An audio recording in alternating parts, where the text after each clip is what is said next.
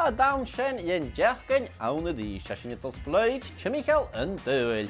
Ha sin your tub sheer America a jace an Poblachd Eacuador. Geschafft ar a bhile wachte. Gadíú sé quito a daim a hit tíobh bhela agus ha anichte ar an lóthastain agus eiclisin a thug na tuinigh spáinteach mar campáine de Jesus i tír anna hell.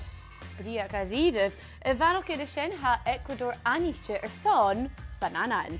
Ha bananan a dhéanamh sus jace hiad je bhallars na dúcha sin fios hiad je na háte bananan san tuilis fat. Smúneachar. Smúneachar. Apad usa adamhan gadíú. Ha 5,000 tuanach gam fás Christian Bica agus tuanas an móra cúteach na misc. Agus sé Ecuador an an-duigh san fébú na tuanig bunfrís ofagal ein is na banananacha. Well, sin agah Ecuador agus charofism sin méon bananan. Agus seáir a bhap acin ha líananig. Ha siar líananig sé ha a gorta o tein siú go me de chis. Ó chósta garíd a bhróí van an Ecuador? Charo, a chaid a lusta. Docha go dtí CBBC ALBA an lá. Quick a fís, sin go ma ha timcheall a dul a deachgan sa.